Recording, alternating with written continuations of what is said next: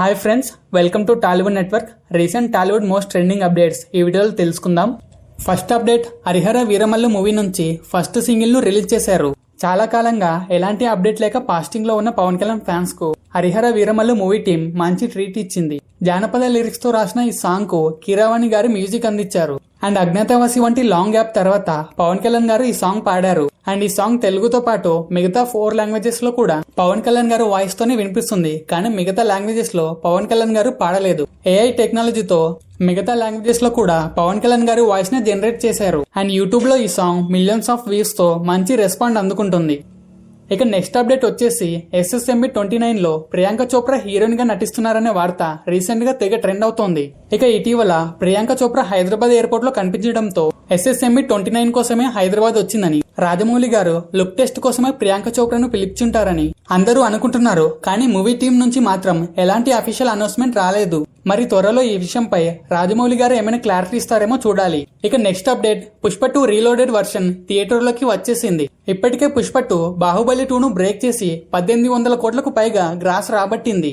ఇప్పుడు ఈ కలెక్షన్స్ ని మరింత పెంచడం కోసమే పుష్ప 2 రీలోడెడ్ వర్షన్ ని థియేటర్లోకి దింపారనే విషయం ప్రత్యేకించి చెప్పనక్కర్లేదు. అండ్ ఈ రీలోడెడ్ వర్షన్ లో కూడా చాలా విషయాలకు క్లారిటీ ఇచ్చారు. పుష్ప జపాన్ సీన్ గురించి, మంగళం సీను క్యారెక్టర్ గురించి, శిఖావత్ సింగ్ క్యారెక్టర్ గురించి, అండ్ పుష్ప చిన్నప్పుడు క్యారెక్టర్ ఇంటి పేరు కోసం చేసిన ఒక సాహసాన్ని రీలోడెడ్ వర్షన్ లో చూపించారు. And most of the scenes second half లోనే ఎక్కువగా ఉంటాయి. మరి పుష్ప 2 రీలోడెడ్ వర్షన్స్ కలెక్షన్స్ పై ఎలాంటి ఇంపాక్ట్ చూపిస్తుందో చూడాలి. అండ్ నెక్స్ట్ అప్డేట్, సంక్రాంతికి వచ్చిన 3 సినిమాలో ఒక రేర్ రికార్డు క్రియేట్ చేశాయి. ముందుగా పొంగల్ రేస్ లో జనవరి 10న గేమ్ చేంజర్ రిలీజ్ అయింది. ఈ సినిమాకు డిబేట్ టాక్ వచ్చినా సరే ఈజీగా 100 కోట్ల షేర్ ని క్రాస్ చేసేసింది. ఇక పొంగల్ రేస్ లో సెకండ్ మూవీగా జనవరి 12న డాకు మహారాజ్ మూవీ రిలీజ్ అయ్యింది. ఈ సినిమాకు బీసీ సెంటర్ ఆడియన్స్ నుంచి మంచి రెస్పాన్స్ రావడంతో ఈ సినిమా కూడా 100 కోట్ల మార్క్ క్రాస్ చేసేసింది. ఇక పొంగల్ రేస్ లో 3వ సినిమాగా జనవరి 14న సంక్రాంతికి వస్తున్న మూవీ రిలీజ్ అయింది. ఈ సినిమా ఫ్యామిలీ ఆడియన్స్ కి బాగా నచ్చడంతో వెంకటేష్ కెరియర్ లోనే ఫాస్ట్ గా 100 కోట్ల మార్క్ క్రాస్ చేసిన సినిమాగా సంక్రాంతికి వస్తున్నాం సినిమా క్రియేట్ చేసింది. అండ్ ఈ 3 సినిమాలో 100 కోట్ల మార్క్ క్రాస్ చేయడానికి గేమ్ చేంజర్ 2 రోజుల్లో, సంక్రాంతికి వస్తున్నాం 3 రోజుల్లో, డాకు మహారాజ్ 4వ రోజుకి 100 కోట్ల ఫీడ్ ని అందుకున్నాయి. సో 2025 స్టార్టింగ్ లోనే ఈ 3 సినిమాలు టాలీవుడ్ కి మంచి కిక్ ఇచ్చాయి. అండ్ టాలీవుడ్ లో రిలీజ్ అయిన 3 సినిమాలు సంక్రాంతి రేస్ లో 100 కోట్ల మార్క్ క్రాస్ చేయడం ఇదే తొలిసారి.